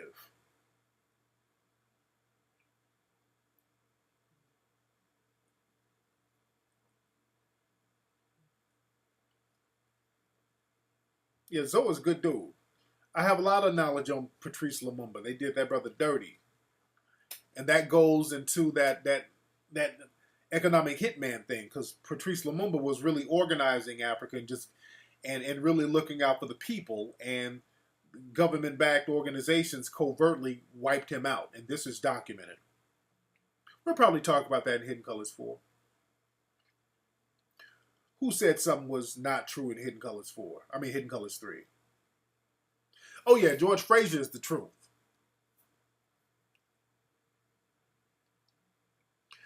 He said, could I break down the point of getting sovereign? We will be protected group with sovereignty and group economics. We need group economics because the whole sovereignty game, if you can't beat white supremacy with paperwork. It don't work like that. Trying to get all this sovereign stuff, you got to get an economic base. Let's get an economic, because look, they've been talking that sovereign thing for years and it ain't working. The whole sovereign thing is just not working. Now, you get that with group economics, Now we're talking. Now we're talking. But you got to get your economic base. And that, you got to work the economic base first. See, cats want to get around getting that economic base. When you get that economic base, you can become sovereign. You can do anything you want to do. Right now, black folks do not have an economic base. That means you're vulnerable. Any and everything can be done to you. When they decide to funnel you in jail, they can do it because you ain't got no money to put no politicians in office. You ain't got no money to employ other black folks. So a lot of black people out here don't have jobs. Why? No economic base. There are no black businesses hiring anybody. The businesses in the dominant society, they go out of their way to come up with ways to not hire black folks. They come up with all types of creative ways not to hire you. The Asian business ain't about to hire you. They'll make all the money in the world off you, though. Arab businesses are not trying to hire you.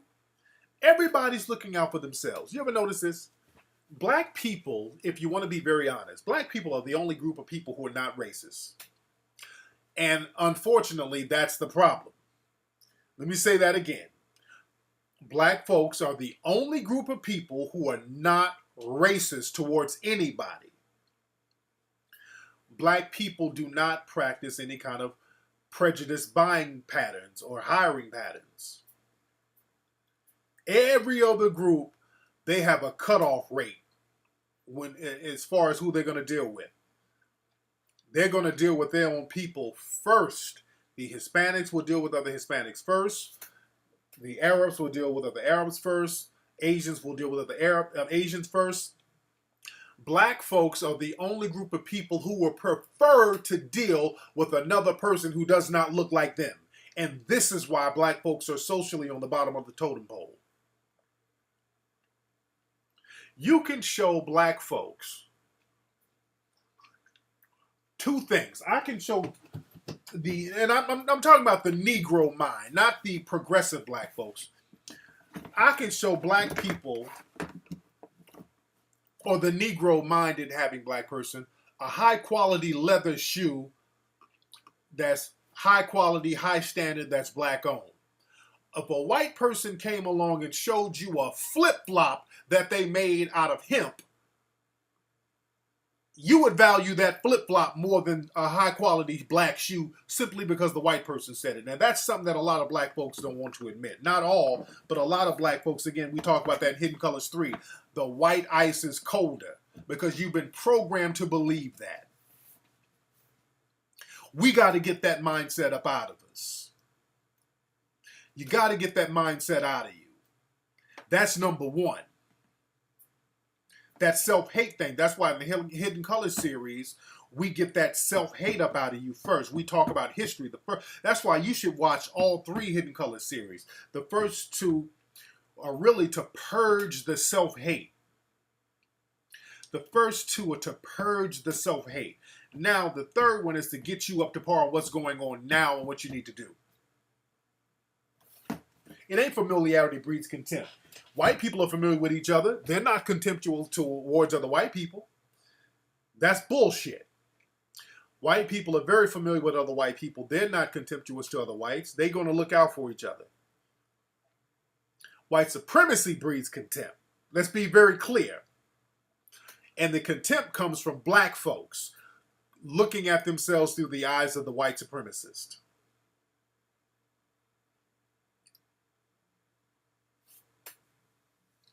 And that's the thing with black people. We're the only group of people that really brag about spending money with other people who don't look like us. Black folks were programmed to value things with white names or faces on. Black people were taught to value things with white names and faces. Again, that slave mentality.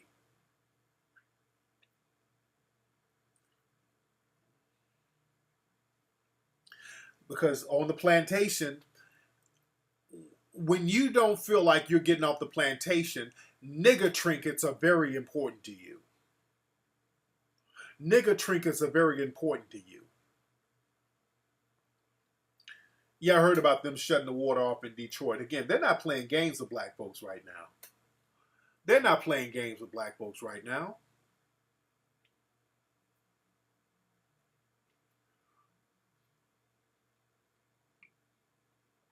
But again, black folks were taught to value anything with a white face or a white name. Because that's the plantation. On a plantation, you like, okay, I'm never going anywhere.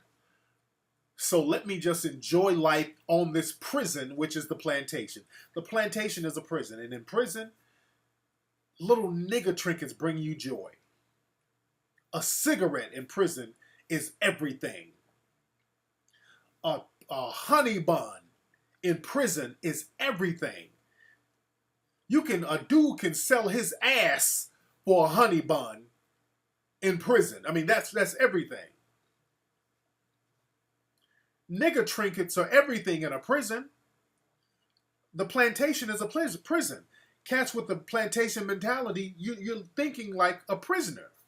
I'm never going to get out of white supremacy, so let me just enjoy these nigger trinkets. So when you start telling a nigger with a plantation mentality, hey man, let's build infrastructure. Infrastructure? No. Build? But Massa's building. Why am I going to build something? Buy a bootleg? Yeah, I buy a bootleg. What's wrong with bootlegs? I'm not going to build nothing. I'm just going to get the knowledge and be entertained by it. Fuck paying $25. I'll pay $20. Give me the bootleg. I ain't building shit.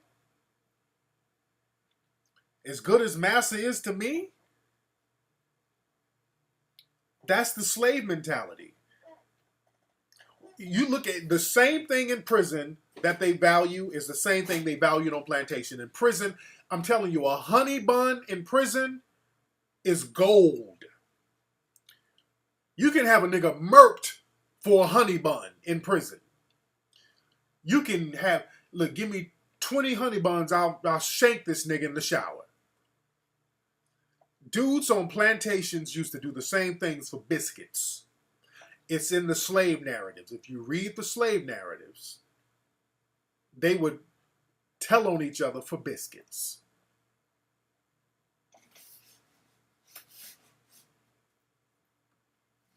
And again, that slave mentality, plantation and in prison. And when you were on that plantation, you learned to value because you knew that everything was coming from Massa, so you valued Massa. You valued Massa. You bragged about your Massa. Massa, I'm Massa Jenkins nigga. I's Massa Jenkins nigga. You bragged about that. If Massa gave you something, let's get deep with this now. Let's talk about this. Because this is going to hurt some feelings. Black folks have always had this affinity for anything given to them by a white person, anything with a white name, or anything that was associated with white. That's why y'all been notice the culture of older black ladies with them church hats. Y'all notice that? That's a cultural thing in the black community. The old black women wearing those big church hats. You know, that came from the slave mistress giving that to female slaves. A lot of folks don't know that. Those old black ladies with the big old huge hats, that came from black women on plantations getting those hats from the missus. Because the missus, the white women, you know, the hats were old and, you know, they get a new hat. So the old hat, they just give them to the slave. And the slave women, those hats meant everything. To this day, they wear those hats. To this day, they wear those hats. And y'all heard that clip I played a few weeks ago on my show where the black women up in church talking about Donald Sterling. When Donald Sterling went in that church and I played that clip, tell me that them women didn't sound like slaves. When the news reporter said, "Hey, do you think Donald Sterling is just coming down here to put on the front?" Oh Lord, no, no, no, no, Lord, no. He's a good man, Lord.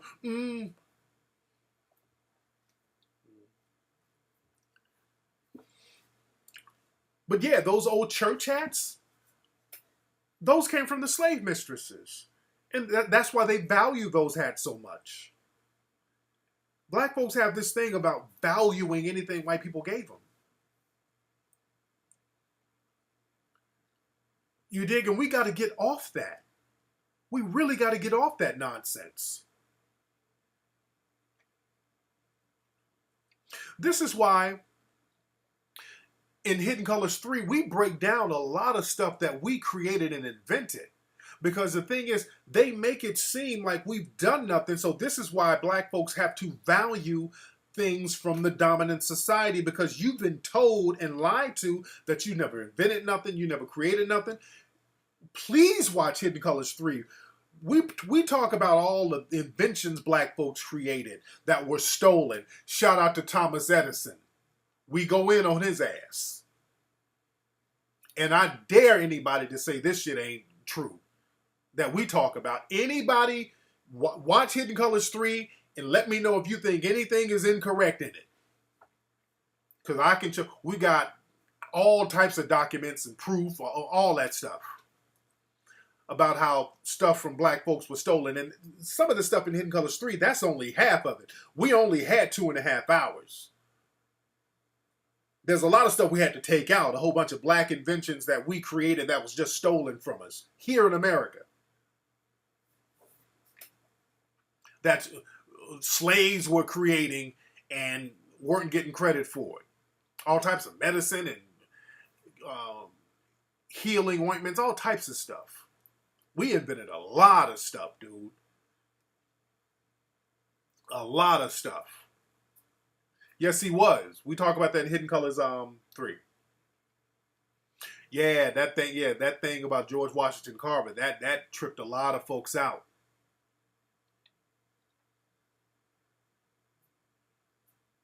Yes, he did, Dice. Yes, he did. Thomas Edison, boy. You please watch Hidden Colors 3. They make it seem like Thomas Edison was this great. And Thomas Edison was stealing folks shit left and right. Yeah, we talk about Henry Ford. Henry Ford was getting a whole bunch of shit from George Washington Carver. George Washington Carver was creating all this stuff for them Ford cars that they don't like to talk about. And George Washington Carver was creating stuff like soybean and all this stuff that was made. They were making plastic out of soybean for car doors and all that stuff.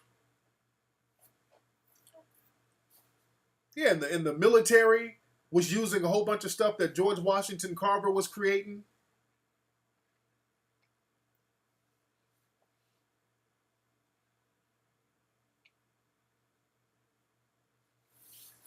Andrew Carnegie too, absolutely.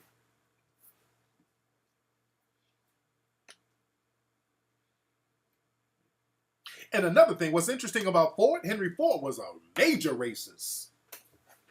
Henry Ford was racist as shit. But let me tell you something. Even though you can be a white supremacist, do some research about Henry Ford. Henry Ford was a racist son of a bitch.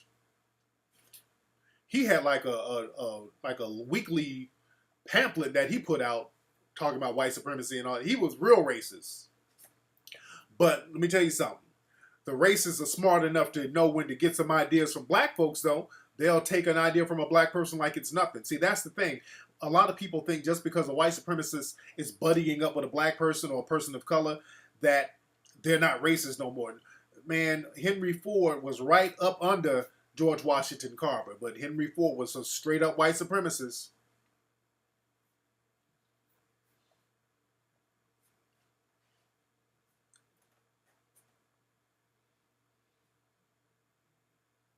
Yeah, I should have some more ladies call. Let me see who this is calling. What's up? Hey, who's calling? Hello? Hey, who is this? Hey, this is Courtney calling from LA. How are you? Hey, Courtney, how are you? You sound cute. What part of LA are you from? Thank you. I was there for the Hidden Colors 3 premiere in LA. Oh. I don't know if you remember, but my mom bumped into you and she was talking about how she's been a part of the struggle for a few years and she wanted us to take a picture with you and all that stuff. Do you kind of remember? Wait, did your mom took a picture with me, or did you take a picture with me? No, all of us did, the whole group, but she kind of like bum rushed you and was like, I've been a part of the struggle. I'm a school teacher. I'm 60 years old.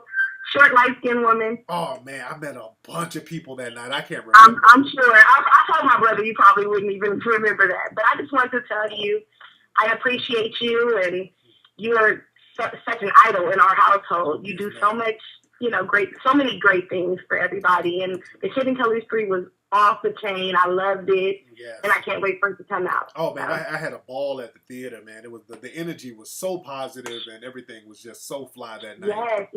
And for all these Black people to get together on a positive note and keep it classy and keep it educated and successful. It was amazing. Yes. Yes, indeed. But thank you so much for the call. What you look like, Courtney? What do you look like again? Well, I'm 5'5", and I'm cute. I'm cute. Now, how old are you? You say your mom was there. Now, how old are you? I'm 25. Oh, okay. I'm trying to remember what you look like. She ran into you. We were kind of waiting by your limo. She pushed people aside. She was like, "No, you have to come take a picture with my kids." It was me and my brother. We were a large group. And she was talking to you, and she was like, I've been a part of the struggle because she was a part of, the Black Panther movement. Oh, okay. And she's 60 years old. And she was talking to you for a little bit. There was a lot of people. There was a lot of stuff going on or whatever. I think I remember you. I got footage of you from that night. Is this you right here? Hold on. Yo soy la pequeña diosa del caño.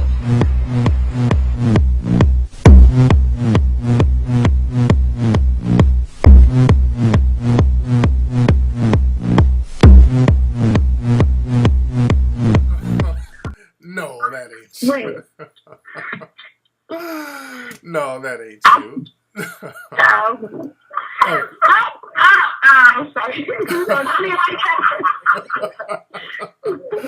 No, that ain't you. But anyway, that ain't me, family. That ain't me. No, you're going to get the DVD, right? You going to order the DVD of the film? Yes, definitely. And I order them for all my friends. That's the Christmas gift. Yes, that's for everything. Birthday gift. They need that knowledge. So. Yes, ma'am. Thank you. Thank you for the call, Courtney. There you go. That's Courtney from LA. There was some cute ass damn women at the LA one, man. At the LA screening, it was some cute ladies in there. Not that I was looking at them like that, but I'm like, there's some hookers up in here. I'm like, man, when the dudes be talking about where the fly sisters at, shit, this is where they're at. This is where they are. Man, but hey, man, DC too, I can imagine, because DC got some hotties, man. Cats be sleeping on DC. I can imagine, Ola. Yeah, man, it was some real fly ones. Shout out my dude, my boy, my partner plays for the Buffalo Bills was there with me. My man Ramsey Barton, my dude brought his lady and her sister. Shout out to my brother Ram. My dude Ram was there. But man, the movie, man, Hidden Colors 3, it just takes you on such an emotional roller coaster, man. It's like you're shocked. I mean, you can feel every emotion in the theater, man. It was like happiness, sadness. Some people were in tears, just shock, awe, and just the look when the movie was over. You can see people's minds are just blown. And it's one of those, again, you got to see it like 3 or 4 times to just get the gist of everything.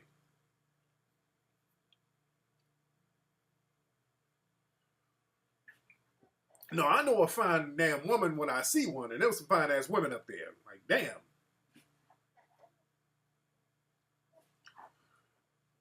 Yeah, had the whole row. No. Nobody walked out the screening at all. No, nobody walked out the screening. Not at all. And they were running Hidden Colors simultaneously in 2 theaters in Beverly Hills, because the first theater had sold out, and then they opened up another one, and that one sold out. So, are you back? Yeah. Okay. You get food and all that? Okay. What you got to get? Okay. All right, y'all. All right, y'all. I got stuff to do here. Yeah, man, it's off the chain. But let's get some music going. We're gonna get the music going and everything, everybody. We're gonna get this music popping. Don't forget to go to TariqElite.com. Right here. Get those new boots. These babies go hard. They go hard. All leather. They feel like you're walking on air, man. You're going to look real fly with these on, man. It goes with everything. You go casual. You go dressy. You get them right now at TariqElite.com. Go to Amazon.com and pre-order Hidden Colors 3 right now. Don't go nowhere. We're going to keep the music going tonight. So hold tight for about 10 seconds. We're going to get this music going, family. Don't go nowhere. And also follow me on Twitter at Tariq Nasheed. Follow me on Instagram at Tariq Elite, ladies and gentlemen. All that good stuff. And like I said, we're going to get this music popping and everything. You all right over there, Peanut? You cool? And like I said, man, y'all want to get them flex step boots, man. Support that. Get your game up. Let's make that hot and everything. And we'll be right back with the music.